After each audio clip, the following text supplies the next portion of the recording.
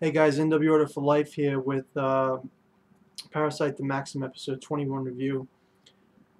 This episode wrapped up the whole human massacre building incident.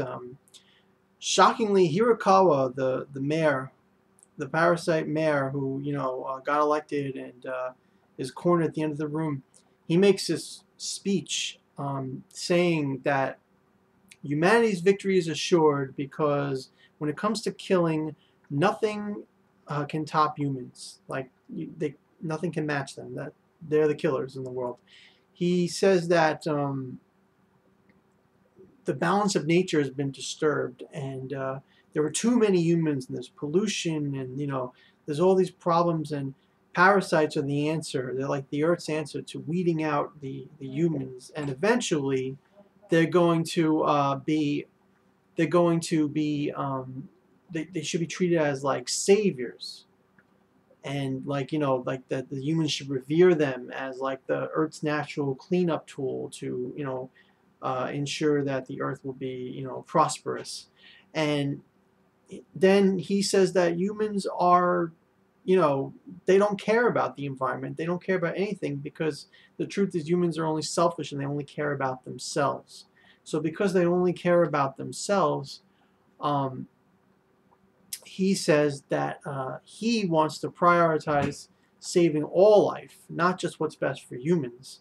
And he calls humans real parasites. They're parasitic beasts, he calls them. And this gets the SWAT team, all riled up, and they start calling him monster, and they start shooting him with shotgun shells, and he just falls down with all holes in him from the shotgun shells, and the SWAT guy touches his neck, and he says, in probably one of the most surprising and chilling moments in the show, he's a human. He's a human being, Hirakawa. He was working for the parasites, with the parasites, and he was a human. And in fact, Gotoh, when Gotoh comes back on the scene, he says that Tamura Reiko was interested in that human, and they were, working together to make a society where parasites could work with humans. So it was like, wow, mind blowing, right? And Gotoh says now that he's dead and Reiko's dead, that everything they hoped for is dead with them, and he's just a fighting machine. He's just gonna kill.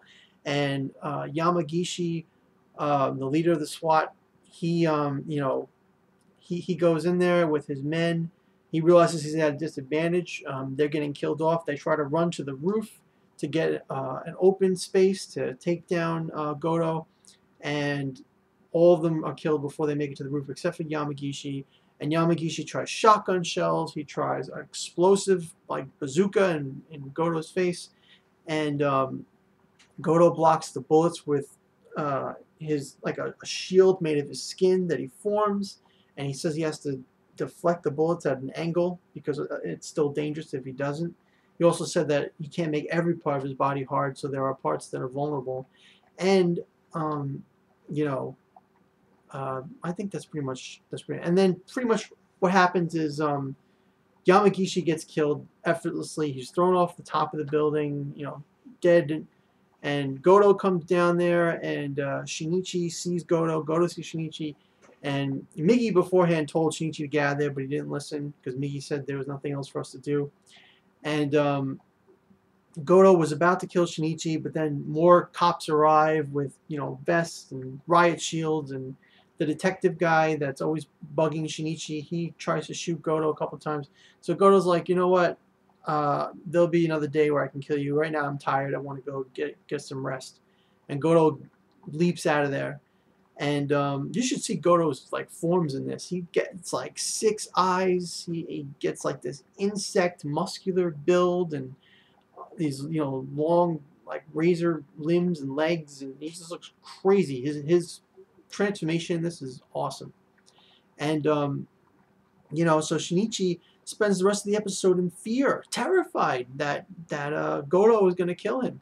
And Migi at one point goes to sleep, and he's terrified that Migi isn't awake to help him, in case he gets attacked. So he runs into like a bunch of thugs, you know, two like nobodies that act like punks and say, "Oh, apologize for bumping into us," and he apologizes, and they say, "Get on your knees," and he gets on his knees, and then they like put their foot on his head, and he sees that foot as like a parasitic claw, and he starts punching them, you know, a couple of times, and he's like, "I apologize, didn't I? I apologize," and he's going all nuts and crazy, and then before I get to the next part, also the serial killer escaped. He shot the detective that he was with a shotgun, and he escaped.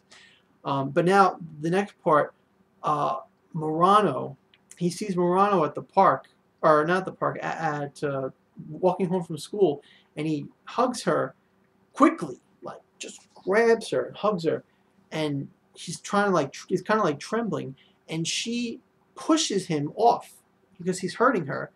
And he gets like, you know, upset, and he runs away. And he sits in the park, and Miggy wakes up, and Miggy talks to him and saying that his senses have dulled and everything. And there's Murano behind him, and Murano says, you know, let's go talk about it at my place because, and that her parents are out. And lo and behold, when a woman invites you to her place and the parents aren't home, you know what's going to happen. And that's exactly what happened. A very romantic love-making scene, really quick, and Murano